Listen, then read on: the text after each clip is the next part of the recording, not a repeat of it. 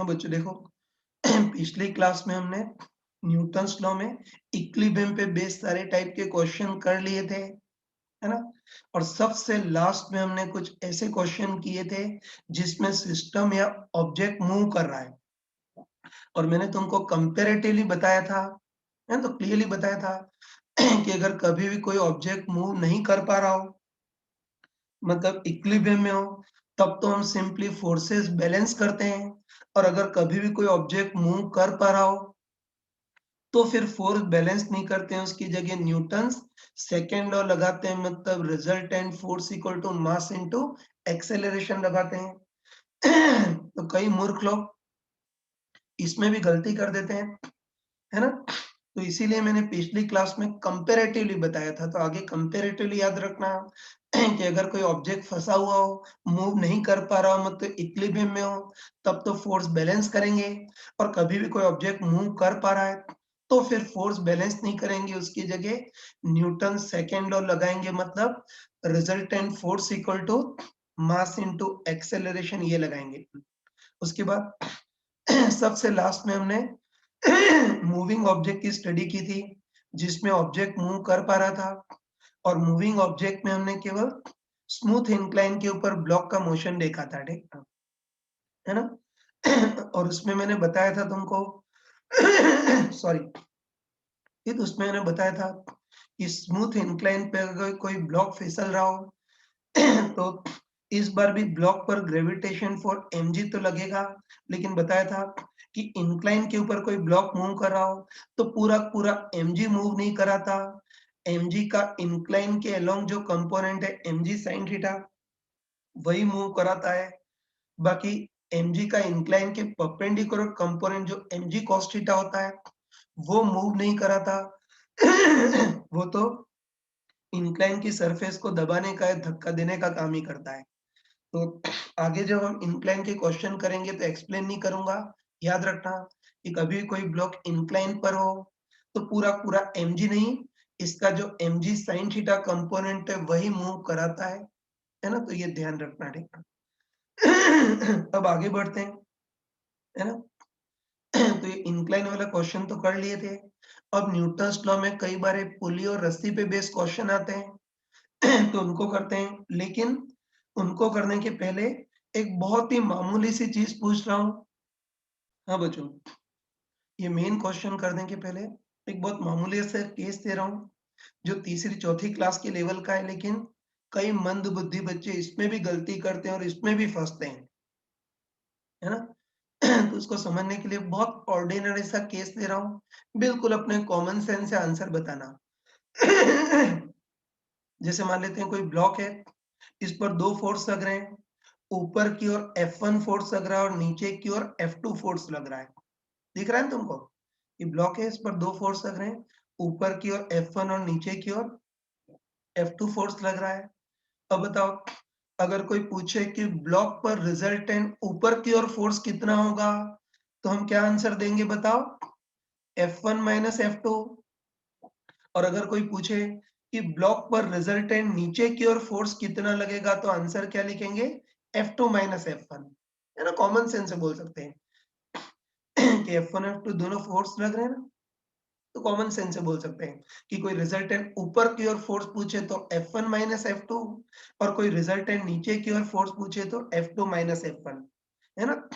चाहो तो महामूर्खों के टाइप से एक्सप्लेन भी कर सकते हो कि रिजल्टेंट ऊपर की ओर फोर्स पूछा है तो ऊपर वाले फोर्स को पॉजिटिव लेंगे, तो प्लस F1 माइनस F2 ऐसे लिखेंगे, और अगर रिजल्टेंट नीचे की ओर फोर्स पूछा है तो नीचे वाले फोर्स को पॉजिटिव लेंगे, तो फिर resultant force plus F2 minus F1 बोलेंगे।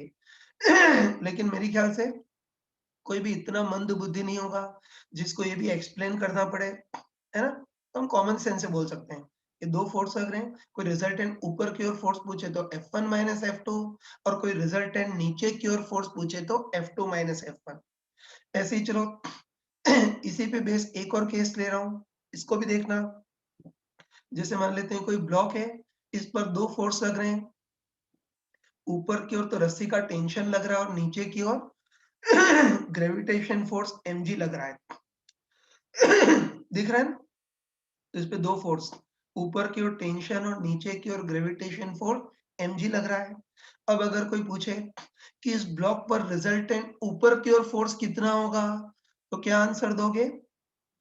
T minus mg।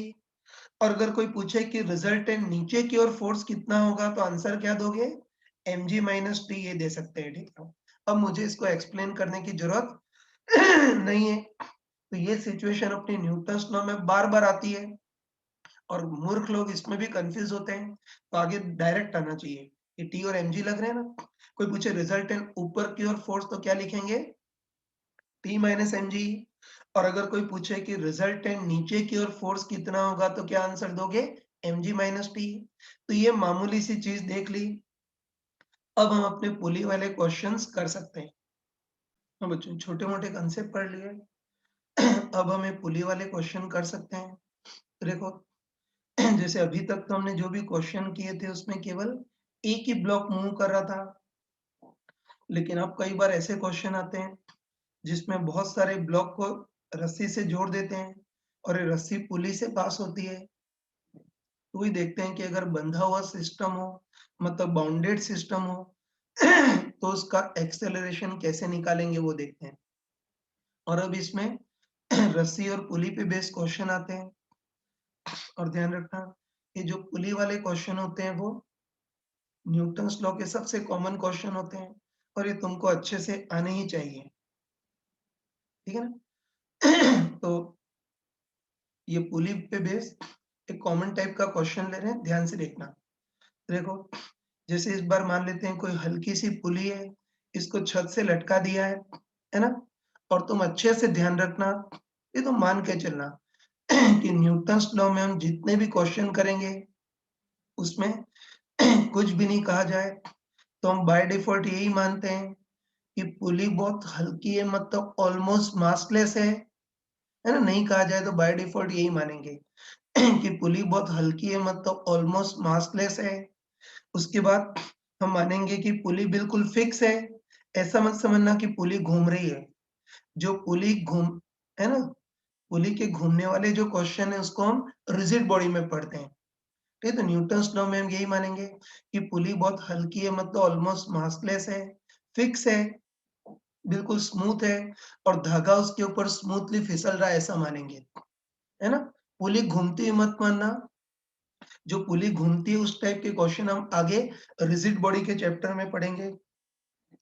तो अब ये चीज बाकी क्वेश्चन में नहीं बताऊंगा, है ना? तो मान के चलना कि न्यूटन्स लॉ में हम जितने भी क्वेश्चन करते हैं उसमें यही मानते हैं कि एक तो पुली बहुत हल्की है, मतलब ऑलमोस्ट मासलेस है।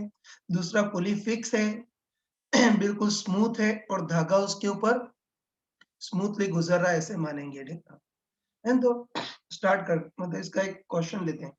ये तो हमको दे रखा है कि हल्की पुली है, बिल्कुल स्मूथ है, इसको छत से लटका दिया है। अब इस स्मूथ पुली के ऊपर हमने हल्का धागा लगा दिया है। अब इधर तो हमने M1 का थोड़ा भारी ब्लॉक लटकाया है और इधर M2 का हल्का ब्लॉक लटका दिया है ना? वही स्मूथ पुली से धागा, इधर M1 और M2 के ब्लॉक लटका दिए और चलो पूरे सिस्टम को छोड़ दिया है ना? तो हमको पूछता है कि छोड़ने पर इस सिस्टम का एक्सेलरेशन कितना होगा और रस्सी में टेंशन कितनी होगी वो देखना है। ठीक, तुम अच्छे से ध्यान रखना। सॉरी बच्चों, इसमें एक चीज बताना भूल गया।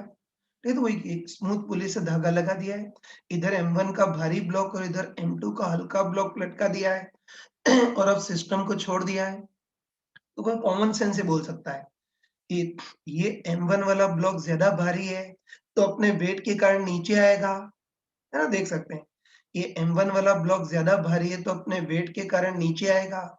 ये ब्लॉक नीचे आएगा तो ऑब्वियसली इस ब्लॉक को ऊपर जाना होगा।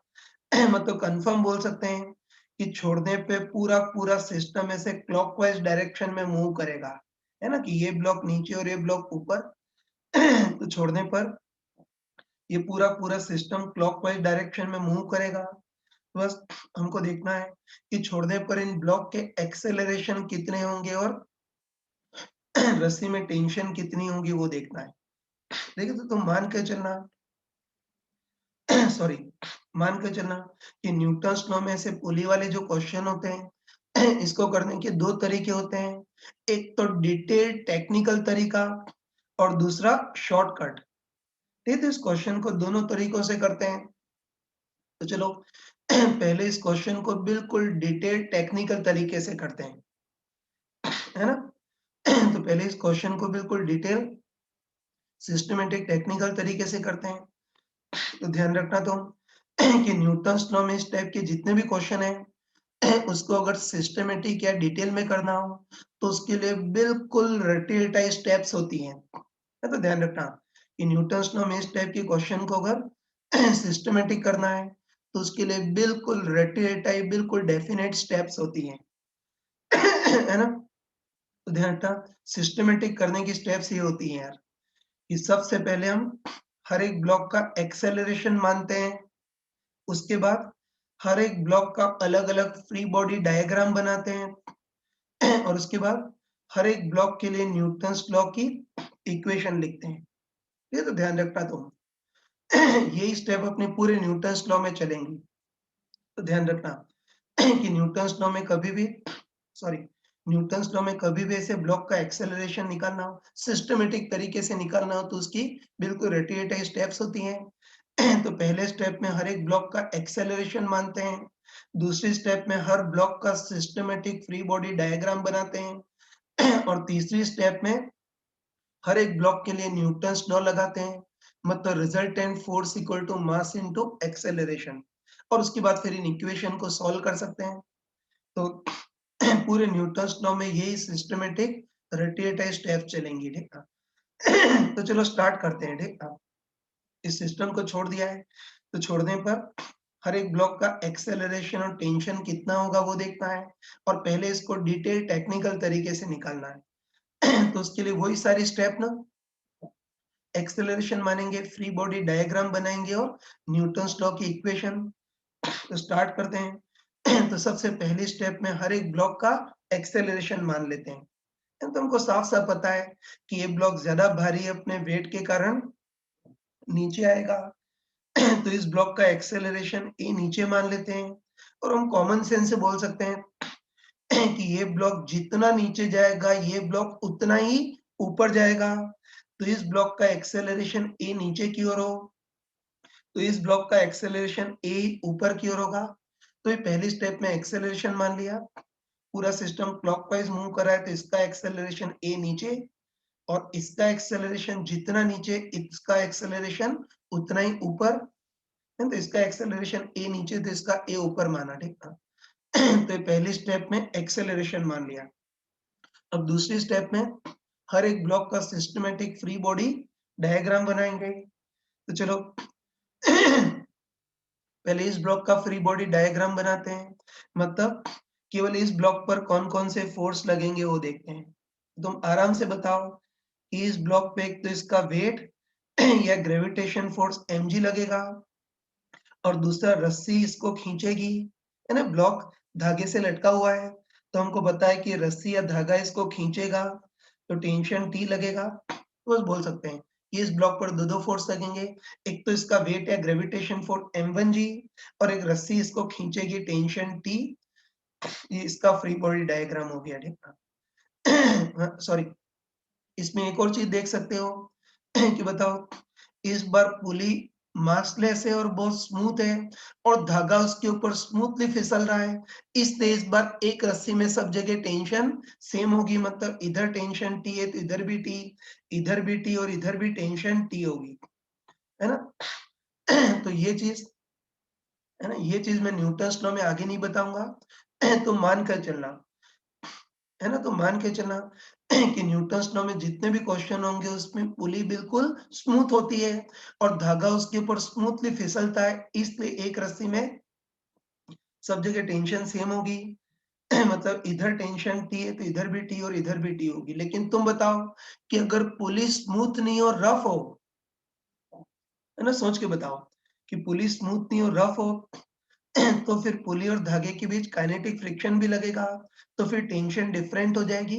लेकिन मान के चलना कि न्यूटन्स लॉ के जितने भी क्वेश्चन है उसमें ये मानते हैं कि पुली एक तो मासलेस भी और स्मूथ भी है और धागा उसके ऊपर स्मूथली फिसल रहा है, इसलिए एक रस्सी में सब जगह टेंशन सेम होगी।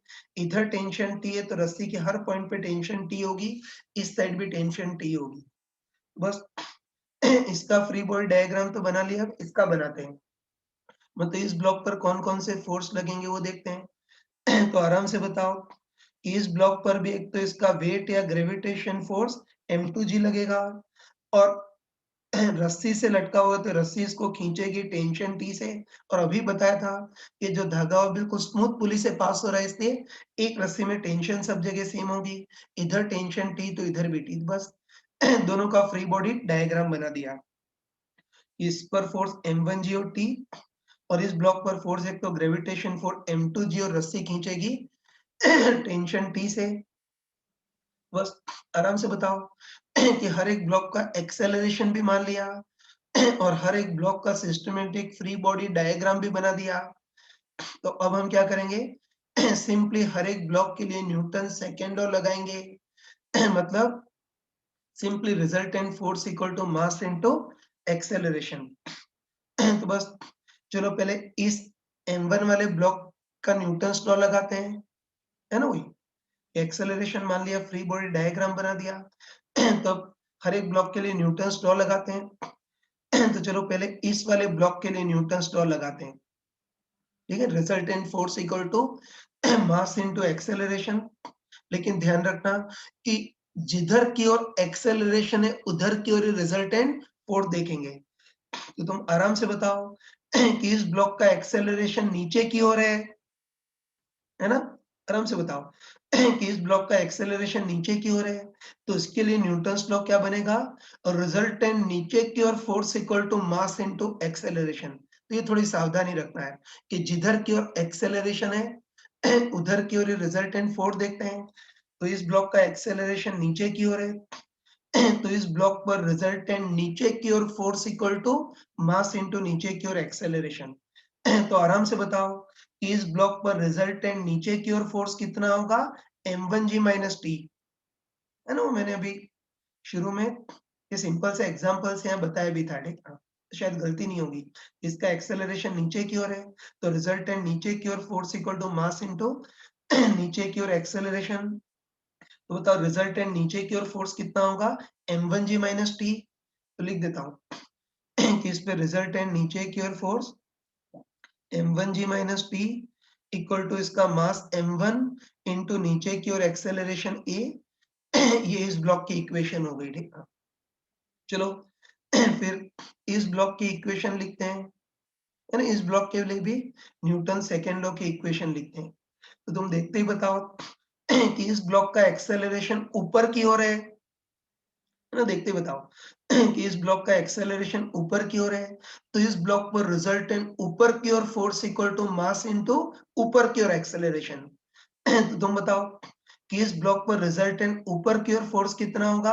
अब T माइनस m2g, है तो वही कि इस ब्लॉक पर रिजल्टेंट ऊपर की ओर फोर्स कितना होगा? T minus m2g equal to इसका मास m2 इंटू ऊपर की ओर एक्सेलरेशन a। ये इसकी इक्वेशन हो गई, ठीक है? बस है ना? इक्वेशन ऐसे लिखते हैं। तो न्यूटन्स लॉ की इक्वेशन लिखते समय थोड़ा ध्यान रखना कि इस ब्लॉक का एक्सेलरेशन नीचे की ओर था, तो रिजल्टेंट नीचे की ओर force equal to mass into acceleration. तो रिजल्टेंट नीचे की ओर force m1g minus T equal to mass into acceleration. और इस ब्लॉक का एक्सेलरेशन ऊपर की ओर था, तो रिजल्टेंट ऊपर की ओर force equal to mass into acceleration. तो बताओ रिजल्टेंट ऊपर की ओर force T minus m2g equal to इसका मास m2 इंटू ऊपर की ओर एक्सेलरेशन a। ये इसकी इक्वेशन हो गई। बस अब तुम आराम से बताओ, है ना? आराम से बताओ कि ढंग से देखो तो टेंशन T और एक्सेलरेशन a दो वेरिएबल है ना? बस T और a दो वेरिएबल है और दो इक्वेशन है, इजीली इनको सॉल्व कर सकते हो, ठीक है? सॉल्व करने की स्किल आती है ना कि पहले इन दोनों इक्वेशन को ऐड कर देना, है ना? मैं चाहूँ तो यहाँ अलग से लिख देता हूँ मैं इधर, है ना? कि इस ब्लॉक की इक्वेशन तो क्या बनी थी? रिजल्टेंट नीचे की ओर force equal to mass into acceleration, और इसकी इक्वेशन रिजल्टेंट ऊपर की ओर force equal to mass m2 into acceleration a। तो आराम से बताओ कि t और a दो वेरिएबल है और दो इक्वेशन है, इनको सॉल्व कर सकते हो ना? चलो पहले हमको एक्सेलरेशन निकालना है, टेंशन को हटाना है, तो उसके लिए सिंपली दोनों इक्वेशन को ऐड कर देते हैं। तो तुम आराम से बताओ कि इन दोनों इक्वेशन को ऐड करेंगे तो t से t कैंसल, तो LHS में कितना आएगा m1g माइनस m2g, या कॉमन लेंगे तो m1 minus m2g equal to RHS में m1a प्लस m2a, या a को कॉमन लेंगे तो m1 plus m2 into a। तो इन नमूनों को उधर ट्रांसफर करो, तो एक्सेलरेशन आएगा m1 माइनस m2 अपन m1 plus m2 into g। तो सॉल्व तुम खुद कर सकते हो, है ना? बस t और a दो वेरिएबल है और दो इक्वेशन है, सॉल्व कर लेना। पहले इनको ऐड कर दोगे तो टेंशन कैंसिल हो जाएगा, एक्सेलरेशन आ जाएगा। तो सॉल्व करोगे तो इस सिस्टम का एक्सेलरेशन m1 माइनस m2 अपन m1 प्लस m2 इंटू जी होगा।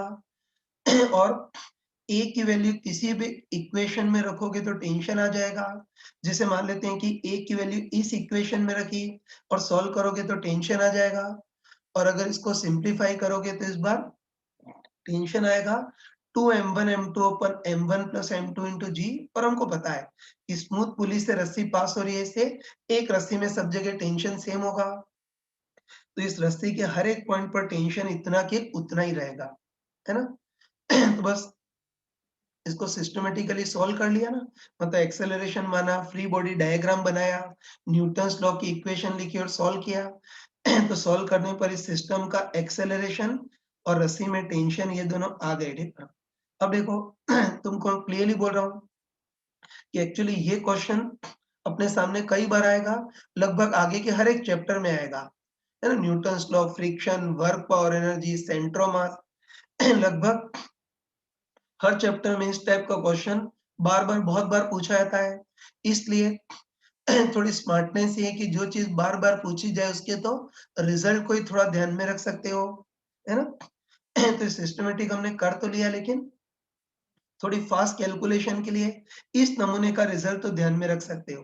तो याद रखना कि स्मूथ पुली हो और उसे M1 M2 के दो ब्लॉक अगर इस टाइप से लटकाए हो, तो इस सिस्टम का एक्सेलरेशन होता है M1 माइनस M2 अपन M1 प्लस M2 इंटू जी।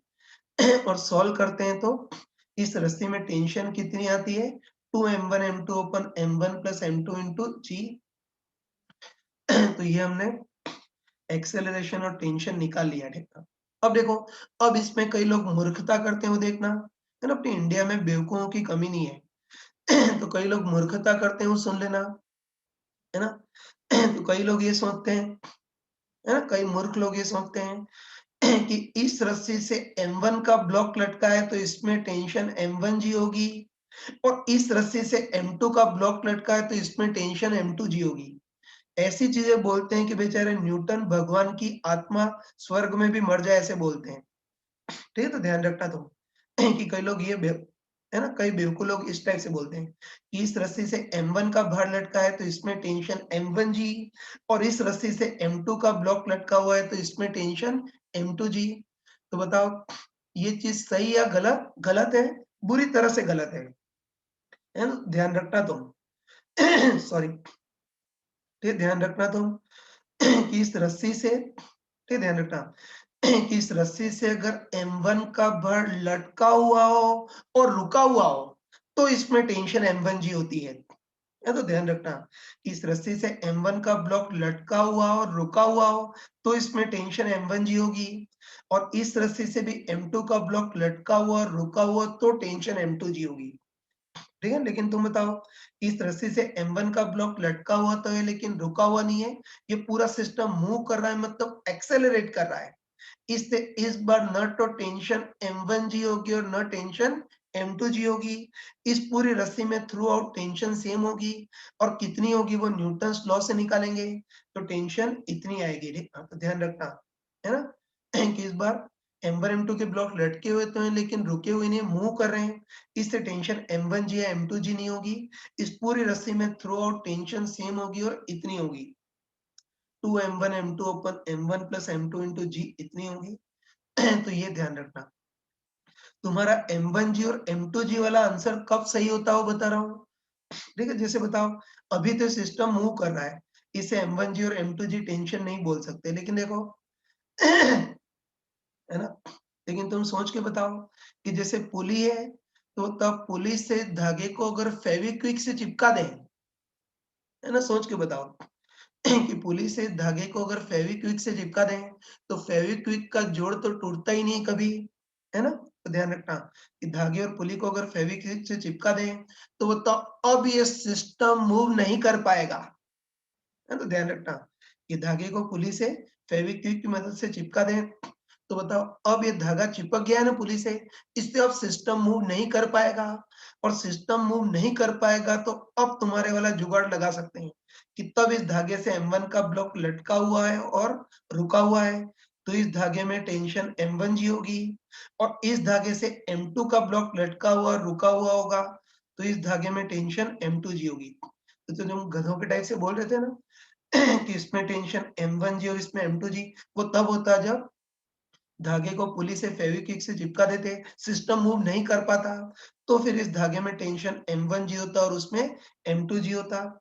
लेकिन अभी तो जो धागा है वो स्मूथ पुली से पास हो रहा है, मतलब पुली के ऊपर स्मूथली पास हो रहा है, इसलिए इस बार टेंशन ना तो M1G होगा ना M2G।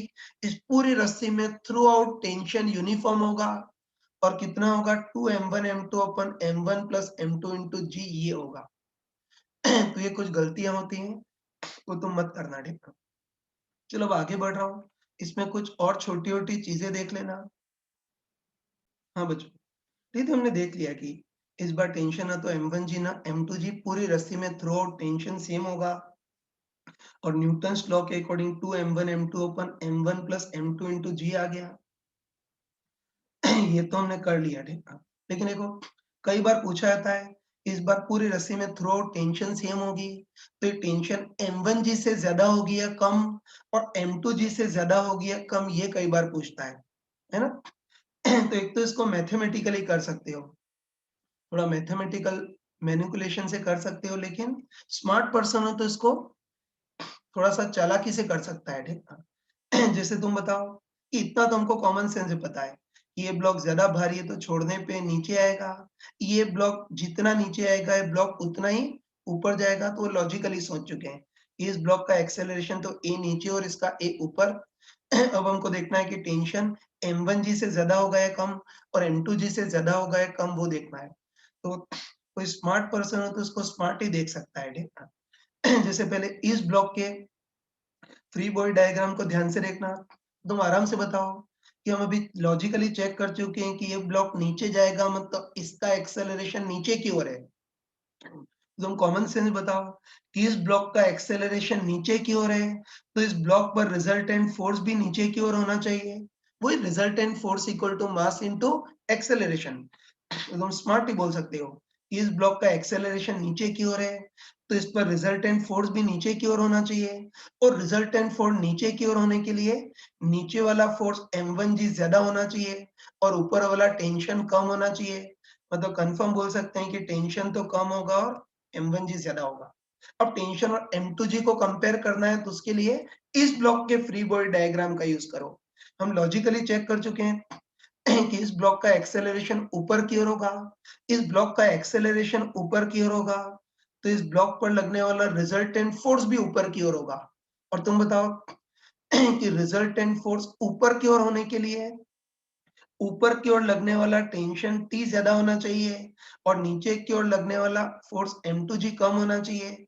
मतलब इस ब्लॉक में अगर देखें तो T ज्यादा होना चाहिए और M2G कम होना चाहिए। तो बस अब हम दोनों को कंबाइन कर सकते हैं। तुम बताओ कि ये वाला जो ब्लॉक है इसके फ्री बॉडी डायग्राम से देख लिया कि टेंशन M1G से कम होगा, और इसके फ्री बॉडी डायग्राम से देख लिया कि टेंशन M2G से ज्यादा होगा।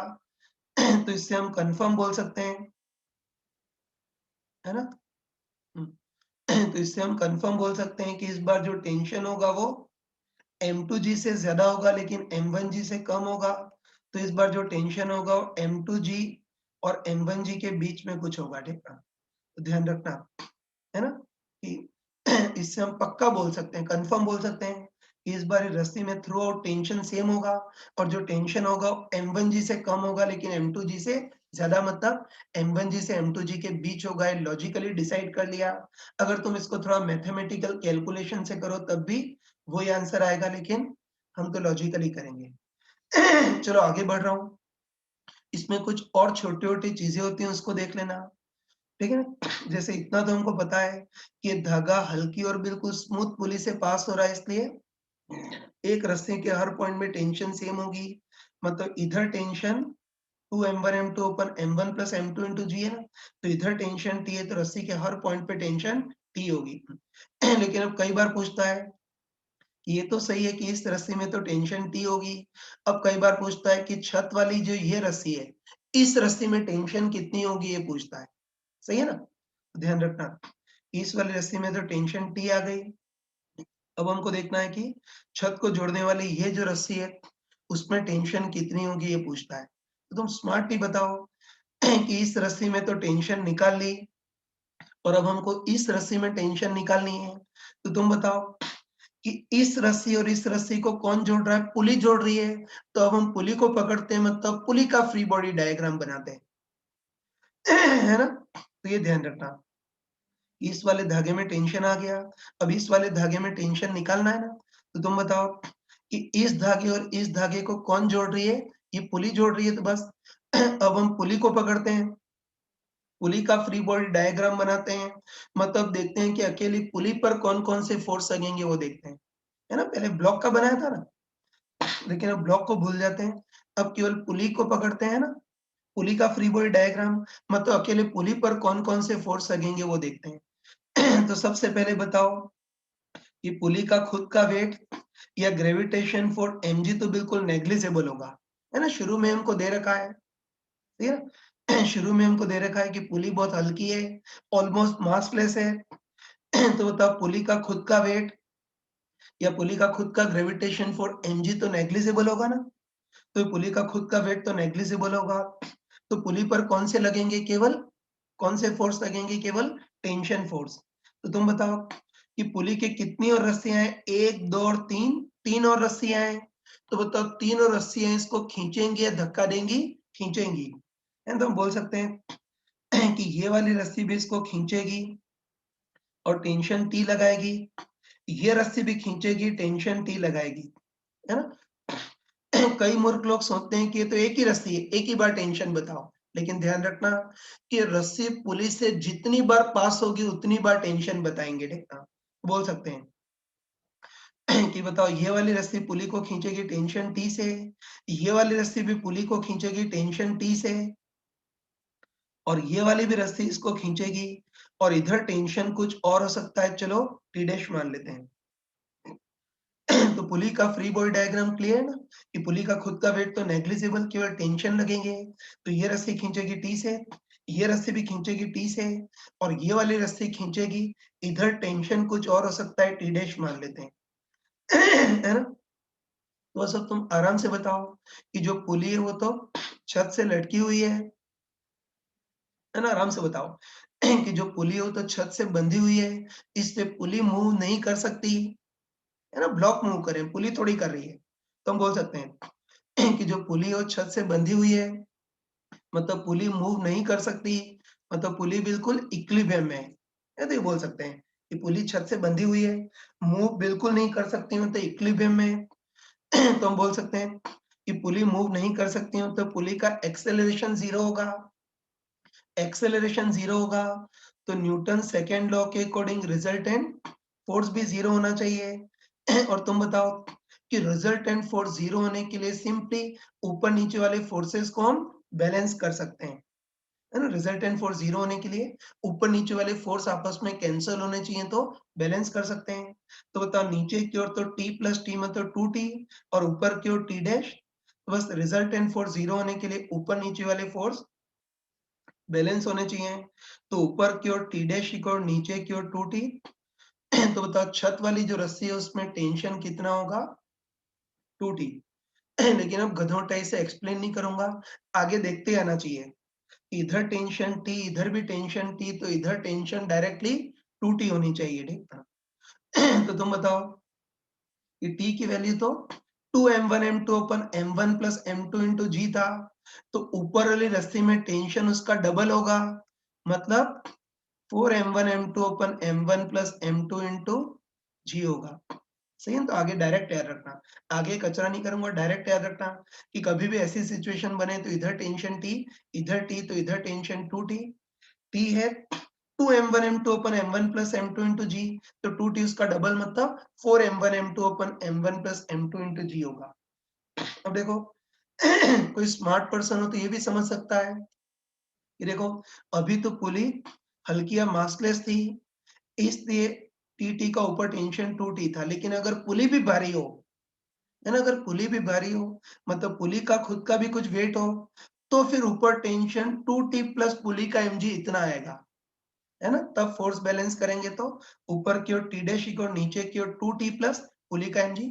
तो ये ध्यान रखना कि हम जितने भी क्वेश्चन करेंगे 99% क्वेश्चन में पुली हल्की या मासलेस होगी, तब तो इधर टेंशन टी, इधर टी, तो ऊपर आंखें बंद करके 2t, लेकिन पुली भारी हो तो फिर ऊपर टेंशन 2t प्लस पुली का mg इतना आएगा, ठीक है। तो ये हमने देख लिया, बाकी आगे नहीं बताऊंगा, आगे न्यूटन्स लॉ में पुली हल्की या मासलेस ही लेंगे, तब तो हम बिंदास बोल सकते हैं कि इधर टेंशन टी, इधर टेंशन टी, तो इधर टेंशन 2t, आंखें बंद करके बोल सकते हैं, ठीक है।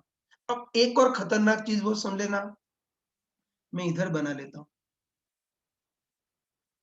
हाँ, आगे बढ़ा बच्चों, ठीक, ध्यान रखना कि कई बार ऐसे क्वेश्चन होते हैं, है ना, ध्यान रखना कई बार ऐसे क्वेश्चन होते हैं कि मतलब सिमिलर टाइप के क्वेश्चन होते हैं जिसमें पुली बहुत हल्की है, मतलब ऑलमोस्ट मासलेस है, लेकिन अभी तो पुली फिक्स थी ना, लेकिन कई बार ऐसा होता है कि ऐसे पुली को भी पकड़ करके मूव कराते हैं, मतलब पुली भी मूव कर रही होती है, तो ध्यान रखना तुम कि कई बार ऐसे केस आते हैं जिसमें पुली हल्की या मासलेस तो होती है, लेकिन फिक्स नहीं होती, पुली भी मूव कर रही होती है। तो देखते हैं कि पुली मासलेस तो है लेकिन मूव कर रही है, एक्सेलरेट कर रही है। अब इधर टेंशन टी टी, तो ऊपर टेंशन कितना होगा वो देखना है ना। तो तुम आराम से बताओ कि चलो इस बार मान लेते हैं कि पुली को पकड़ करके ऊपर की ओर मूव करा रहे हैं, मतलब पुली मूव कर रही है, एक्सेलरेट कर रही है। तो बताओ पुली मूव या एक्सेलरेट तो कर रही है, लेकिन पुली बहुत हल्की है, मतलब मासलेस है। तो एक बार देखते हैं कि इस बार पुली के लिए रिजल्टेंट फोर्स इक्वल टू क्या होगा वो देखना है। हम सभी को पता है कि इस बार भी न्यूटन्स लॉ के अनुसार, है ना, इस बार भी न्यूटन्स लॉ के अकॉर्डिंग इस पुली पर resultant force equal to simply mass into acceleration लिख सकते हैं ना, कि इस बार भी पुली पर resultant force equal to simply mass into acceleration.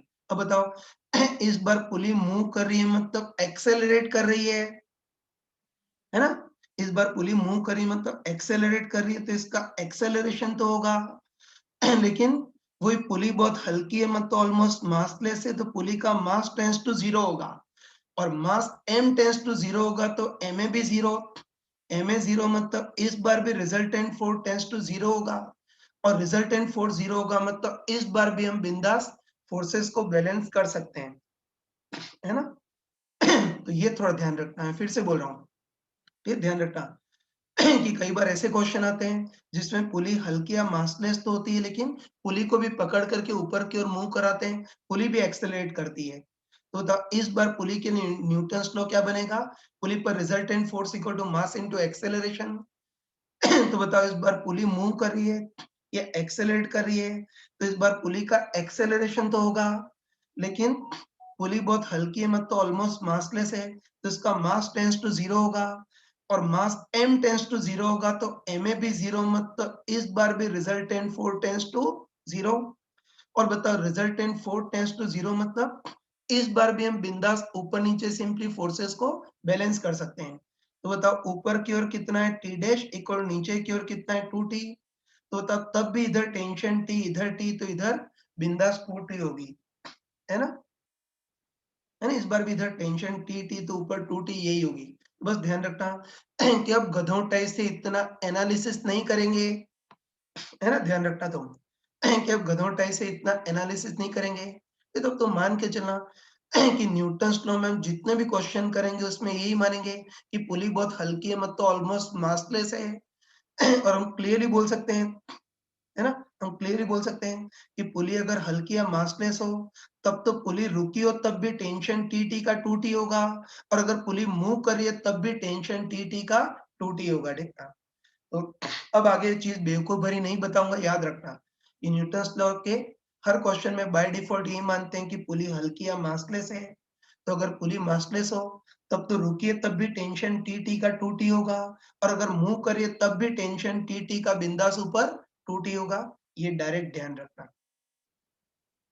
हाँ बच्चों, आगे बढ़ रहे हैं। तो अभी ये पुली वाला क्वेश्चन हमने कर लिया, लेकिन देखो अभी तो इसको बिल्कुल डिटेल या टेक्निकल तरीके से किया, है ना?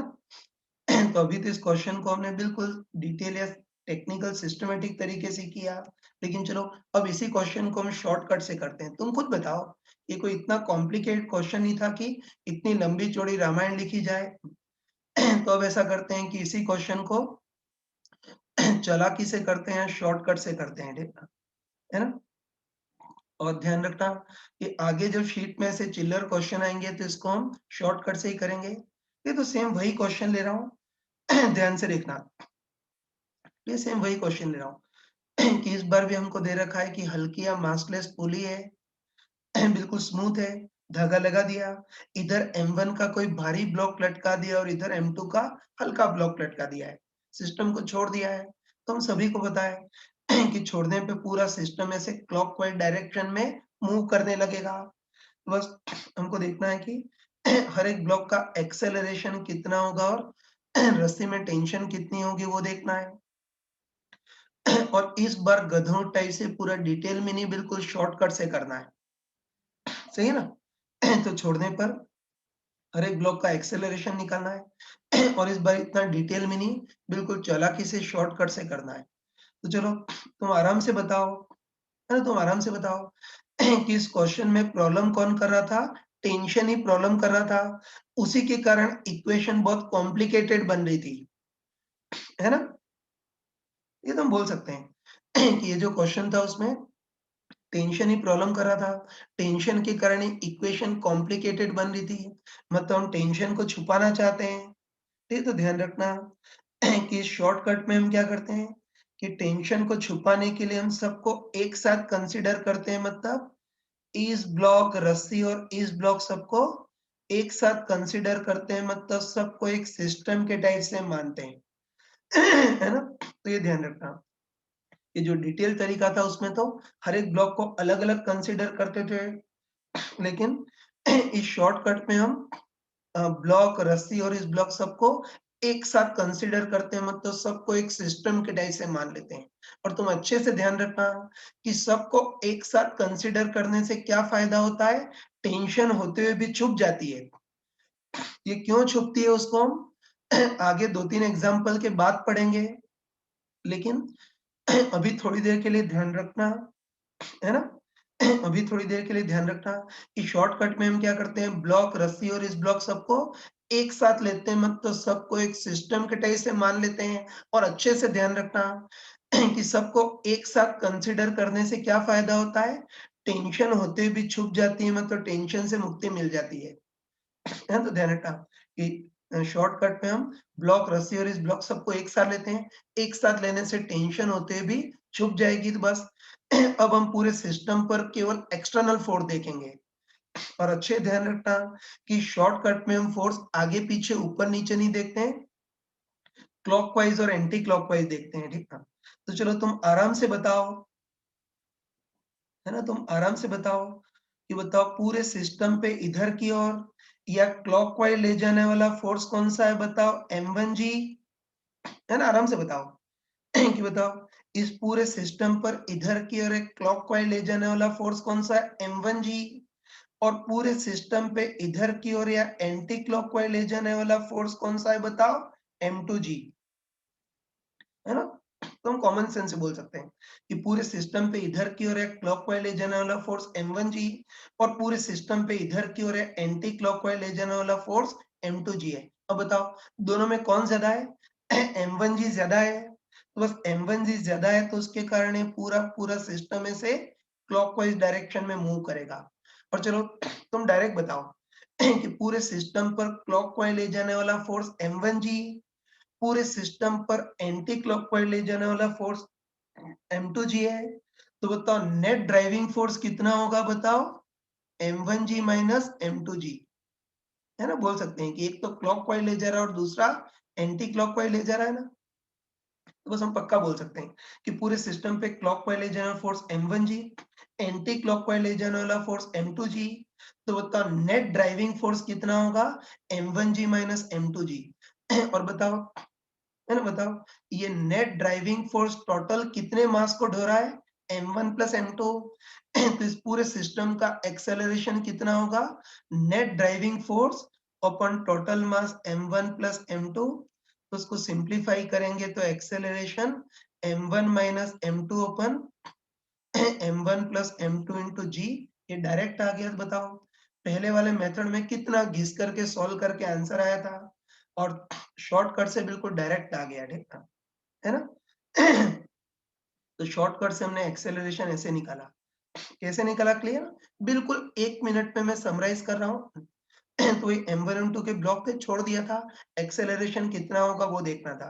तो ध्यान रखना तुम कि शॉर्टकट में हम क्या करते हैं, ब्लॉक रस्सी और इस ब्लॉक सबको एक साथ लेते हैं, मतलब सबको एक सिस्टम के टाइप से मानते हैं। और बताया था कि एक साथ लेने से क्या फायदा होगा, टेंशन होते भी छुप जाएगा, मतलब टेंशन से मुक्ति मिल जाएगी। तो बस अब पूरे सिस्टम पर केवल एक्सटर्नल फोर्स देखेंगे, और इस शॉर्टकट में फोर्स आगे पीछे ऊपर नीचे नहीं, क्लॉकवाइज और एंटी क्लॉकवाइज ही देखेंगे। बस तुम आराम से बताओ, ये बताओ पूरे सिस्टम पर इधर की ओर एक क्लॉकवाइज ले जाने वाला फोर्स m1g, और पूरे सिस्टम पे इधर की ओर एंटी क्लॉकवाइज ले जाने वाला फोर्स m2g है। इसमें ये ज्यादा है ना, तो पूरा सिस्टम क्लॉकवाइज मूव करेगा। और हम डायरेक्ट बोल सकते हैं एक क्लॉकवाइज ले जाने वाला फोर्स m1g, एंटी क्लॉकवाइज ले जाने वाला फोर्स m2g, तो नेट ड्राइविंग फोर्स कितना होगा, m1g माइनस m2g। और बताओ नेट ड्राइविंग फोर्स टोटल कितने मास को ढो रहा है, m1 प्लस m2, तो एक्सेलरेशन होगा नेट ड्राइविंग फोर्स अपन टोटल मास, तो एक्सेलरेशन m1 माइनस m2 अपन m1 plus m2 into g. तो एक्सेलरेशन इजीली आ गया। और डायरेक्शन तो कोई छोटा बच्चा ही बता सकता है ना। तुम खुद बताओ, ये पूरा पूरा सिस्टम ऐसे क्लॉकवाइज डायरेक्शन में मूव कर, है ना, पूरा पूरा सिस्टम ऐसे क्लॉकवाइज डायरेक्शन में मूव कर रहा है, मतलब ये ब्लॉक तो नीचे की ओर जाएगा, तो इसका एक्सेलरेशन ए नीचे, और ये ब्लॉक उतना ही ऊपर जाएगा, मतलब इसका एक्सेलरेशन ए ऊपर। तो बताओ शॉर्टकट से तो हमने, शॉर्टकट से एक्सेलरेशन तो निकाल लिया, अब हमको टेंशन निकालनी है ना, ध्यान रखना। शॉर्टकट से एक्सेलरेशन तो निकाल लिया, अब हमको रस्सी में टेंशन निकालनी है ना, सॉरी, इस शॉर्टकट से एक्सेलरेशन तो निकाल लिया, अब हमको रस्सी में टेंशन निकालनी है, ठीक है। मतलब जिस चीज को छुपा रहे थे अब उसी को निकालना है।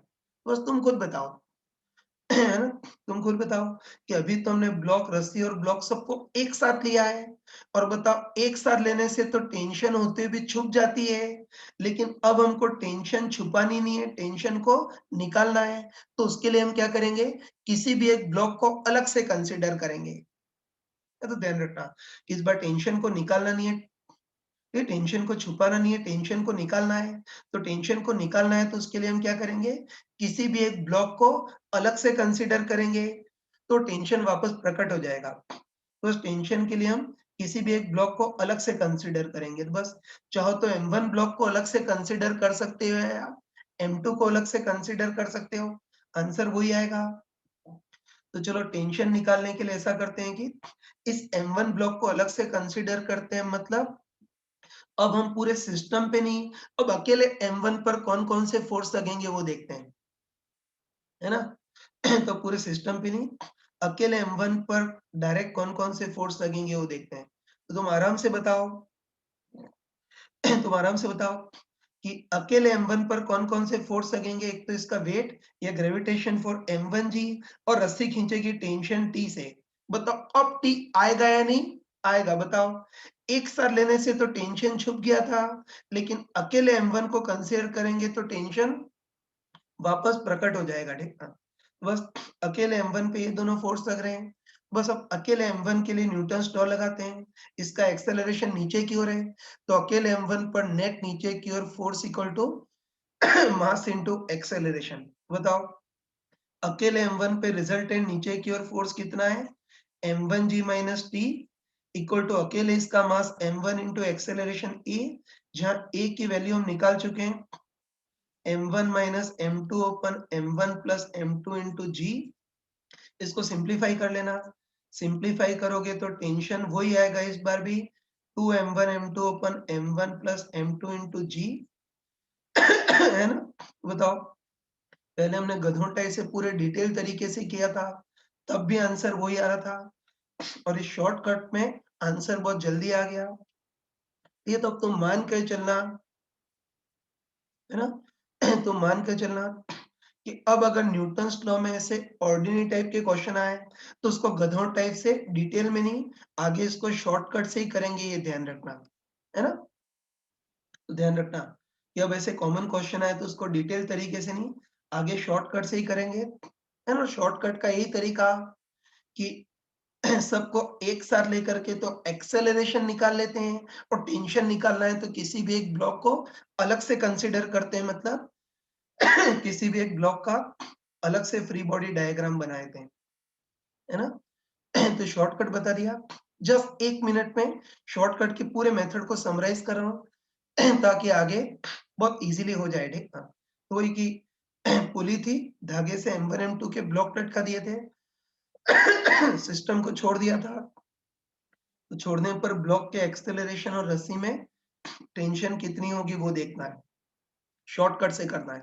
बस मैंने अभी बताया कि शॉर्टकट का यही तरीका कि सबको एक साथ लेकर के या चालाकी से एक्सेलरेशन निकालेंगे, और टेंशन निकालना है तो किसी भी एक ब्लॉक को अलग से कंसीडर करेंगे, है ना? तो देखो, पहले हमको इस सिस्टम का एक्सेलरेशन निकालना है ना? पहले हमको सिस्टम का एक्सेलरेशन निकालना है, टेंशन को छुपाना है। तो टेंशन को छुपाने के लिए हम क्या करेंगे, सबको एक साथ कंसीडर करेंगे, मतलब ब्लॉक, रस्सी, इस ब्लॉक सबको एक साथ लेते हैं, एक सिस्टम की टाइप से मान लेते हैं। और मैंने बताया था कि सबको एक साथ लेने से क्या फायदा होगा, टेंशन होते हुए भी छुप जाएगी, तो एक साथ लेने से टेंशन होते हुए भी छुप जाएगी। तो बस अब पूरे सिस्टम पर एक्सटर्नल फोर्स देखेंगे, तो हम साफ साफ देख सकते हैं कि पूरे सिस्टम पर इधर की ओर एक क्लॉकवाइज ले जाने वाला फोर्स m1g, पूरे सिस्टम पे इधर की ओर एक एंटी क्लॉकवाइज ले जाने वाला फोर्स m2g। तो नेट ड्राइविंग फोर्स कितना होगा, m1g माइनस m2g। और ये नेट ड्राइविंग फोर्स टोटल कितने मास को ढो रहा है, m1 प्लस m2। तो एक्सेलरेशन होगा net driving force upon total mass m1 plus m2। तो एक्सेलरेशन इतना आ गया, और हमको पता है ये पूरा सिस्टम क्लॉकवाइज डायरेक्शन में मूव करेगा, तो इसका एक्सेलरेशन ए नीचे और इसका ए ऊपर। बस आराम से बताओ, है ना? आराम से बताओ कि शॉर्टकट से या चालाकी से तो हमने एक्सेलरेशन निकाल लिया, है ना? कि शॉर्टकट से या चालाकी से तो हमने एक्सेलरेशन निकाल लिया। अब हमको टेंशन निकालना है, तो टेंशन निकालने के लिए किसी भी एक ब्लॉक को अलग से कंसीडर करेंगे, है ना? हमको पता है कि एक साथ लेने से तो बेचारी टेंशन होते भी छुप जाती है।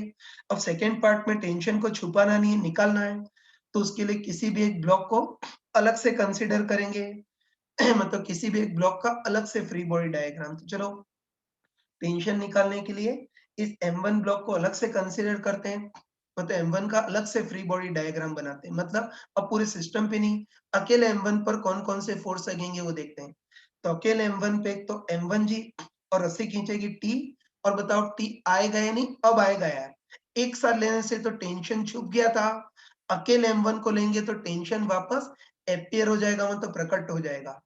बस अब अकेले m1 की इक्वेशन, अकेले m1 पर रिजल्टेंट नीचे की ओर फोर्स इक्वल टू अकेले इसका मास इनटू एक्सेलरेशन, अकेले m1 पर रिजल्टेंट नीचे की ओर force m1g minus T equal to अकेले इसका मास m1 इनटू एक्सेलरेशन ए की वैल्यू इधर रखोगे और सॉल्व करोगे तो टेंशन आ जाएगी।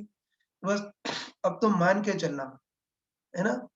तो ध्यान रखना, तुम मान के चलना कि अब न्यूटन्स लॉ में से जो भी कॉमन क्वेश्चन है उसको शॉर्टकट से ही करेंगे। तो बस अब अपना एक ही तरीका रहेगा कि शॉर्टकट से मतलब सबको एक साथ लेकर के तो एक्सेलरेशन निकाल लेंगे, और अगर टेंशन पूछे तो किसी भी एक ब्लॉक को अलग से कंसीडर करेंगे, मतलब किसी भी एक ब्लॉक का अलग से फ्री बॉडी डायग्राम बनाएंगे। देखना, अब देखो, एक बहुत गहरी चीज बोल रहा हूँ तुमको, ये तो ध्यान रखना तुम।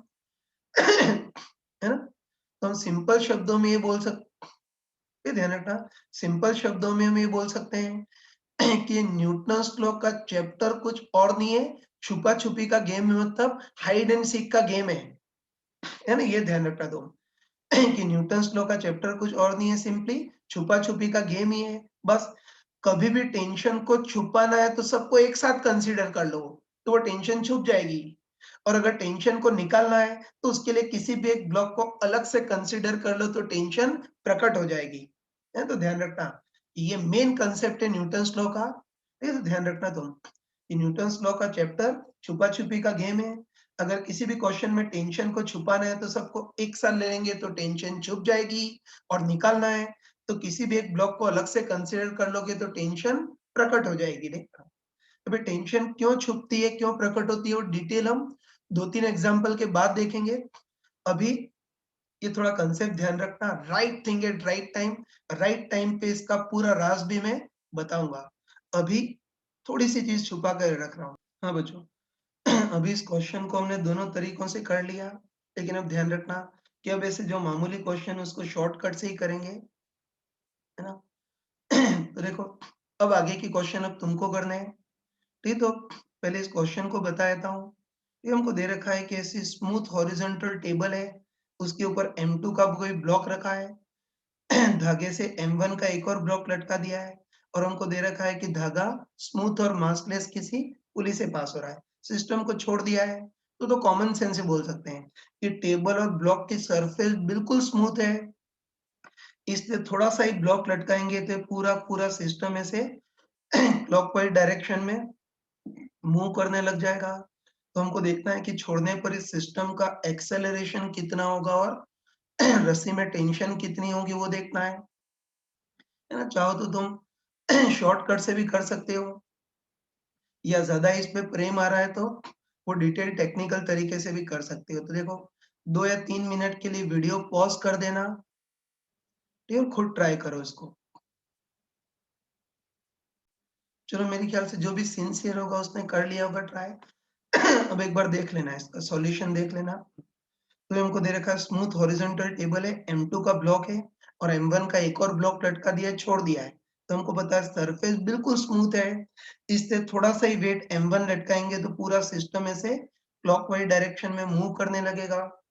तो इन ब्लॉक का एक्सेलरेशन और रस्सी में टेंशन निकालनी है ना? तो हम अच्छे से समझते हैं, हमको अच्छे पता है कि ऐसे चिल्लर टाइप के क्वेश्चन को तो शॉर्टकट से ही करना बेस्ट है। लेकिन चलो, अभी शुरुआती क्वेश्चन कर रहे हैं इसलिए अभी मूर्खों टाइप से इसको दोनों तरीकों से कर लेते हैं, है ना? एक तो इसको डिटेल तरीके से भी करते हैं और शॉर्टकट दोनों से करते हैं, तुमको अपने आप डिफरेंस पता चल जाएगा। चलो, पहले इसको, है ना? पहले इस क्वेश्चन को डिटेल टेक्निकल तरीके से करते हैं। तो बस टेक्निकल तरीके से करने की वही स्टेप्स सॉरी, ये टेक्निकल करने की वही सारी स्टेप कि बताओ एक्सेलरेशन मानेंगे, हर एक ब्लॉक का फ्री बॉडी डायग्राम बनाएंगे और न्यूटन्स लॉ की इक्वेशन लिखेंगे। पहले एक्सेलरेशन मानते हैं, तो हमको पता है कि छोड़ने पे पूरा सिस्टम ऐसे क्लॉकवाइज डायरेक्शन में मूव करेगा, मतलब ये ब्लॉक तो अपने वेट के कारण नीचे आएगा, तो इसका एक्सेलरेशन ए नीचे मान लेते हैं। तो साफ-साफ बोल सकते हैं कि ये ब्लॉक जितना नीचे आएगा, ये ब्लॉक उतना ही आगे की ओर जाएगा। तो इसका एक्सेलरेशन ए नीचे की ओर है, तो इसका ए ही आगे की ओर होगा। एक्सेलरेशन मान लिया। अब हर एक ब्लॉक का फ्री बॉडी डायग्राम बनाएँगे और न्यूटन्स लॉ की इक्वेशन, कहने की जरूरत नहीं है कि हल्का धागा है और स्मूथ पुली से पास हो रहा है, तो एक धागे में टेंशन सब जगह सेम होगी। चलो, पहले इसका फ्री बॉडी डायग्राम बनाते हैं। तो बताओ इस ब्लॉक पर कौन-कौन से फोर्स लगेंगे? एक तो इस ब्लॉक का वेट या ग्रेविटेशन फोर्स M1 Ga लगेगा, और बताओ रस्सी से लटका हुआ है तो रस्सी इसको खींचेगी टेंशन T से। चलो, साथ में इसकी इक्वेशन भी लिख देते हैं। इसका एक्सेलरेशन नीचे की ओर है, तो रिजल्टेंट नीचे की ओर force equal to mass into acceleration. तो होता है रिजल्टेंट नीचे की ओर फोर्स कितना होगा, M1 G माइनस T। तो बस इस ब्लॉक पर रिजल्टेंट नीचे की ओर force M1 G minus T equal to mass M1 into acceleration A। ये इस ब्लॉक की इक्वेशन हो गई। अब इस ब्लॉक को भूल जाते हैं, अब इसको पकड़ते हैं, इसका फ्री बॉडी डायग्राम बनाते हैं, मतलब देखते हैं कि अकेले इस ब्लॉक पर कौन-कौन से फोर्स लगेंगे वो देखना। और इसके फ्री बॉडी डायग्राम में स्मार्टनेस रखेंगे कि बताओ इस ब्लॉक का एक्सेलरेशन है ना, ये ब्लॉक हॉरिजॉन्टल डायरेक्शन में मूव कर रहा है, तो इस ब्लॉक पर केवल हॉरिजॉन्टल फोर्सेस से मतलब होना चाहिए, वर्टिकल फोर्सेस से कोई मतलब नहीं होना चाहिए। तुम बताओ, है ना, तुम बताओ कि इस ब्लॉक पे एक तो इसका वेट या ग्रेविटेशन फोर्स m2g लगेगा, लेकिन तुम बताओ कि इस बार ये हॉरिजॉन्टल टेबल पे है, इसलिए इस बार जो m2g हो तो सरफेस को दबाने के काम में आएगा, है ना, कोई कॉमन सेंस से बोल सकता है। इसका ग्रेविटेशन फोर्स m2g लगेगा तो सही, लेकिन नीचे की ओर लग रहा है ना, तो ये m2g मूव नहीं करा पाएगा, सरफेस को दबाने के काम में आएगा, या किताबी शब्दों में बोले तो नॉर्मल रिएक्शन से कैंसल हो जाएगा, ठीक है? एकदम अच्छे से समझते हैं। इसका जो m2g है वो तो वर्टिकली जमीन को दबाने का काम में आएगा, बाकी हॉरिजॉन्टल डायरेक्शन में या मोशन में उसका कोई कंट्रीब्यूशन नहीं होगा। तो हॉरिजॉन्टल डायरेक्शन में कौन सा फोर्स लगेगा? केवल रस्सी खींचेगी टेंशन T, और कोई हॉरिजॉन्टल फोर्स नहीं है। बस इस ब्लॉक के लिए भी न्यूटन्स लॉ की इक्वेशन, इसका एक्सेलरेशन आगे की ओर है, तो रिजल्टेंट आगे की ओर force equal to mass into acceleration. इस ब्लॉक पर रिजल्टेंट आगे की ओर फोर्स केवल T इक्वल टू इसका mass m2 into acceleration a, इसकी इक्वेशन। बस आराम से बताओ कि t और a दो वेरिएबल है और दो इक्वेशन आ गई, सॉल्व कर लोगे ना। पहले एक्सेलरेशन निकालना है, तो दोनों इक्वेशन को ऐड कर देना, ऐड कर दोगे तो t से t कैंसिल हो जाएगा, तो LHS में कितना बचेगा? केवल m1g, और RHS में m1a प्लस m2a, मतलब m1 plus m2 into a। Transfer करेंगे तो एक्सेलरेशन कितना आ जाएगा? m1g upon m1 plus m2। और बताओ a की वैल्यू किसी भी एक इक्वेशन में जैसे इसमें रखेंगे तो t आ जाएगा, तो t कितना होगा? m2 into a, m1g upon m1 plus m2। तो सॉल्व करेंगे तो tension m1 m2 open m1 plus m2 into g, ये टेंशन आ गई, ठीक। अब देखो, अभी तो गधों टाइप से इस क्वेश्चन को बिल्कुल डिटेल में किया था, है ना।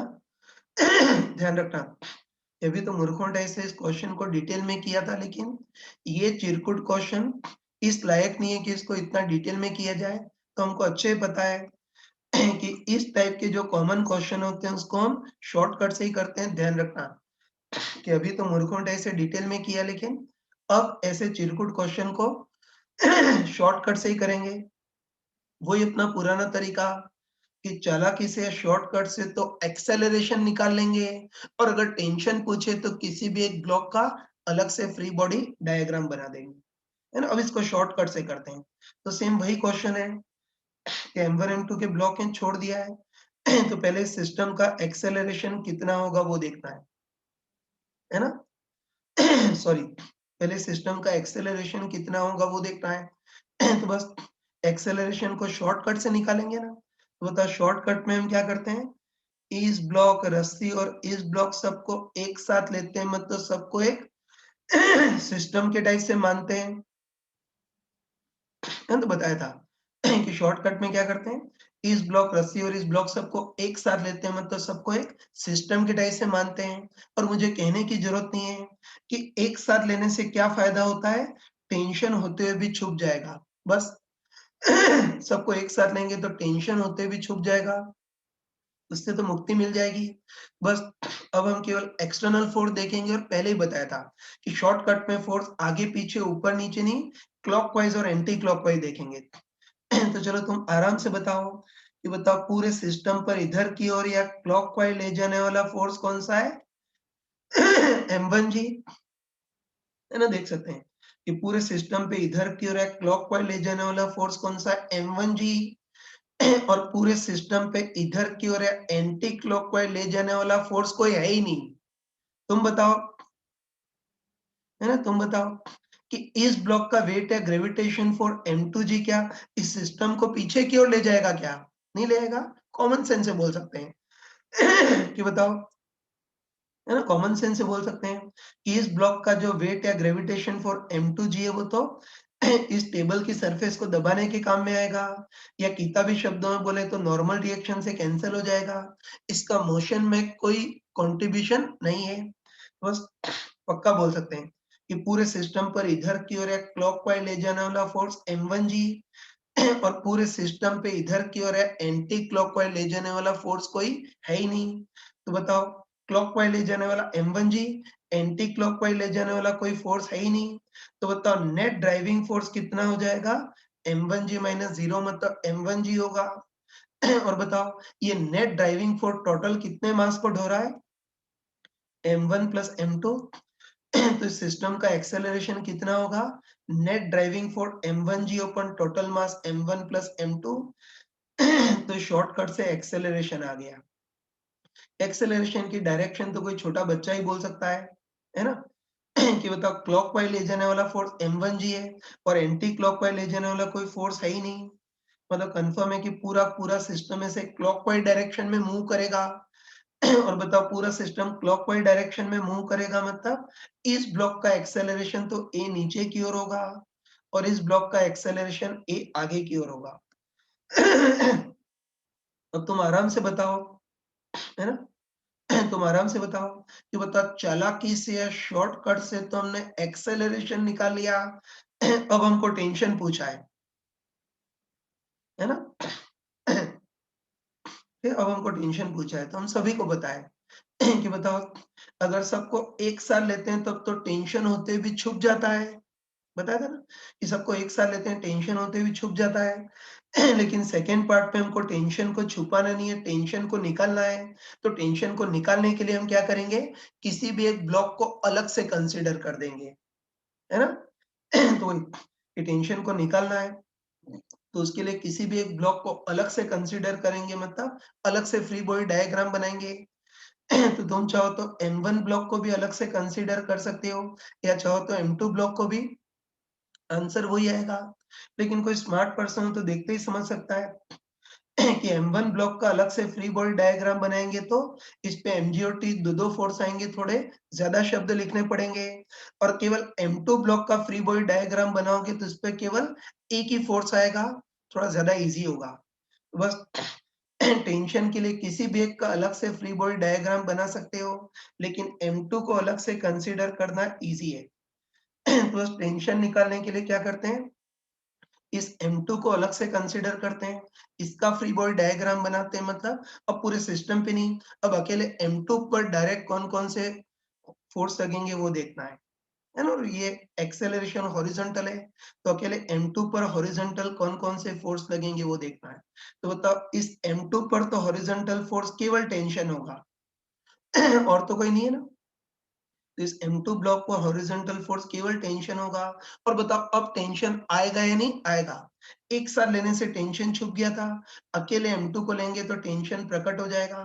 तो अकेले m2 पर रिजल्टेंट आगे की ओर force equal to mass into acceleration.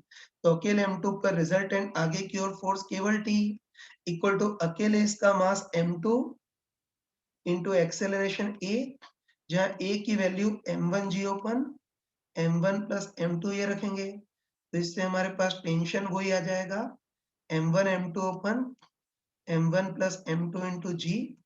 है ना? तो बस इसको भी करने का वही तरीका, इस सबको एक साथ लेकर के मतलब शॉर्टकट से तो एक्सेलरेशन निकाल लेते हैं और टेंशन पूछे तो किसी भी एक ब्लॉक को अलग से कंसीडर करते हैं, मतलब अलग से फ्री बॉडी डायग्राम बनाते हैं। अब देखो अभी तो टेंशन निकालने के लिए मैंने इसका अलग से फ्री बॉडी डायग्राम बनाया है, सबसे स्मार्ट तो यही है। लेकिन किसी को अगर m1 से प्रेम हो तो टेंशन के लिए अकेले m1 को भी अलग से कंसीडर कर सकते हैं। तो तुम बताओ कि अगर अकेले m1 का फ्री बॉडी डायग्राम बनाओगे तो इस पे ग्रेविटेशन फोर्स m1g भी आएगा और रस्सी खींचेगी t से, तो अकेले इस पर रिजल्टेंट नीचे की ओर force m1g minus t equal to mass m1 into acceleration a, जहाँ a की वैल्यू ये रखेंगे। अब हमको ट्रांसफर करके थोड़ी सी ज्यादा कैलकुलेशन करनी पड़ जाएगी, बाकी चिंता मत करना, आंसर बिंदास वही आएगा। ठीक है, लेकिन कैलकुलेशन ज्यादा करनी पड़ जाएगी ना तो याद रखना कि टेंशन के लिए किसी भी एक का अलग से फ्री बॉडी डायग्राम बना सकते हैं, लेकिन किसको अलग से कंसीडर करना वो स्मार्टनेस होनी चाहिए।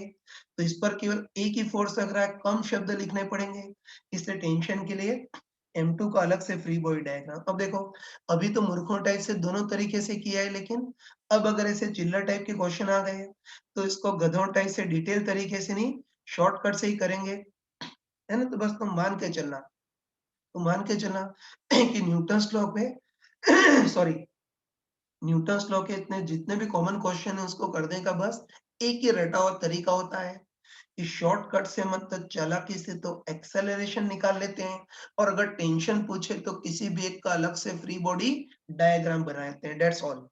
इसी यही करने का सबसे स्मार्ट तरीका होता है। चलो इसमें अगला क्वेश्चन ये भी तुमको करना है, तो देख लेना। पहले क्वेश्चन बोल लेता हूँ।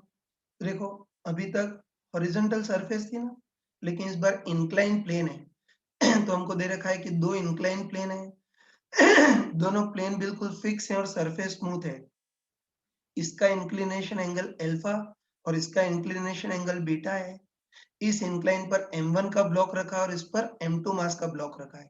दोनों को हल्के धागे से जोड़ दिया है और धागा किसी स्मूथ पुली से पास हो रहा है ना। अब इस सिस्टम को छोड़ दिया है, तो छोड़ने पर इस सिस्टम का एक्सेलरेशन कितना होगा और रस्सी में टेंशन कितनी होगी वो देखना है। और बताओ, इस बार इस सिस्टम किस डायरेक्शन में मूव कर सकता है? किसी भी डायरेक्शन में मूव कर सकता है। वो डिपेंड करता है कि M1 M2 में कौन ज्यादा है और अल्फा बीटा में कौन ज्यादा है।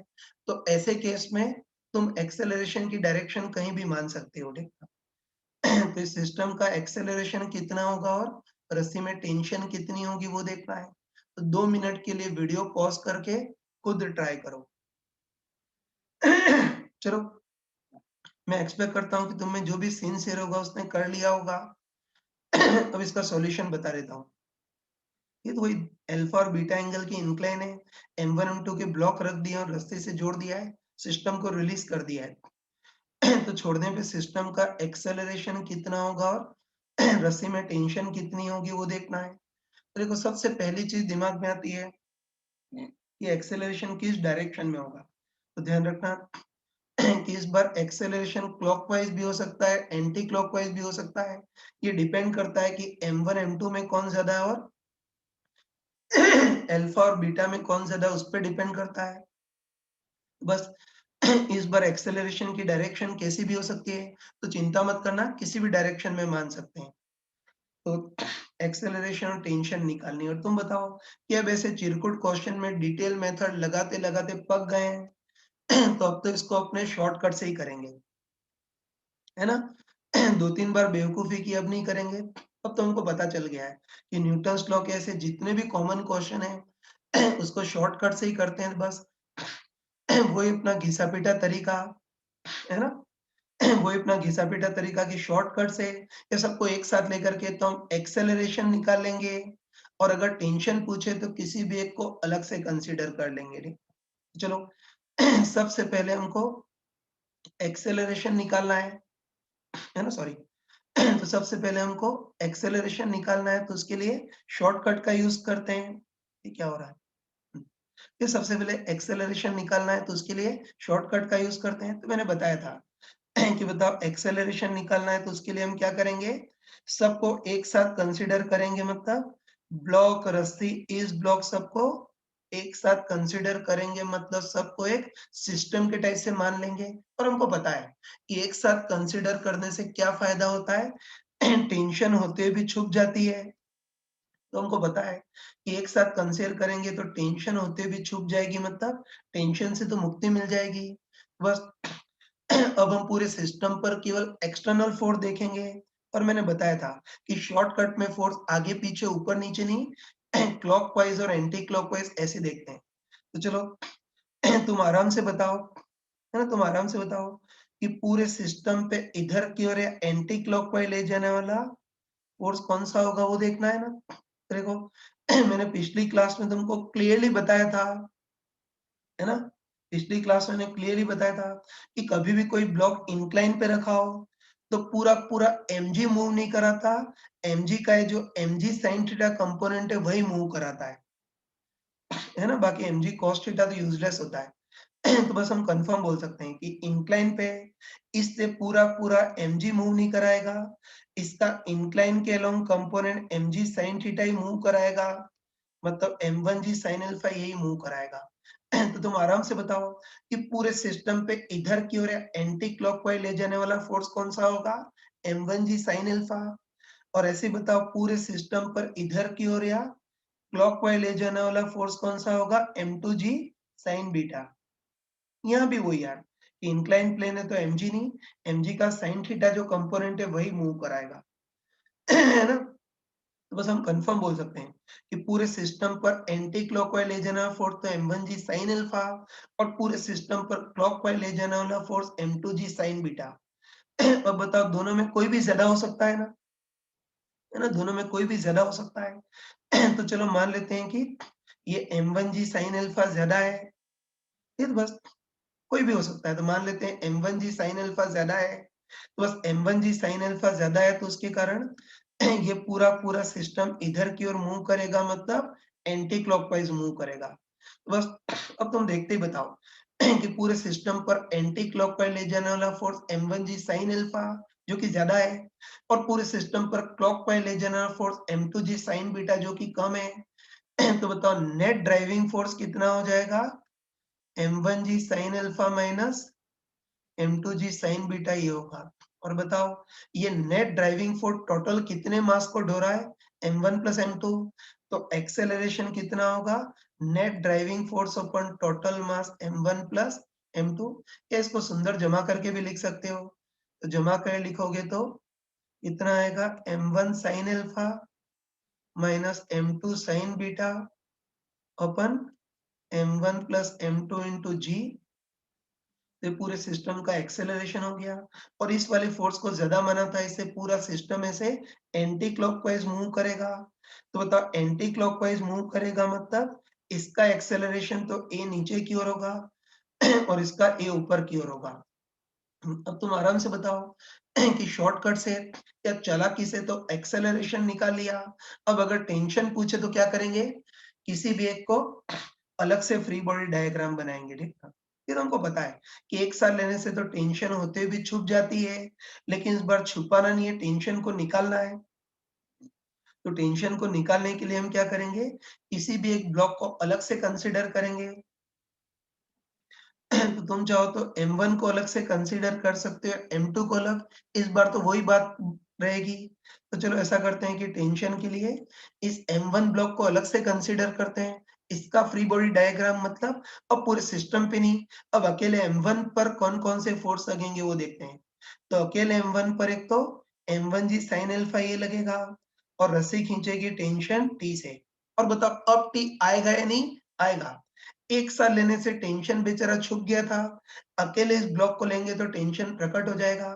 बस अकेले इस ब्लॉक के लिए न्यूटन्स लॉ की इक्वेशन, एक्सेलरेशन नीचे की ओर है ना, तो इस ब्लॉक पर रिजल्टेंट नीचे की ओर फोर्स इक्वल टू अकेले इसका मास इनटू एक्सेलरेशन। तो बताओ अकेले इस ब्लॉक पे रिजल्टेंट नीचे की ओर फोर्स कितना है?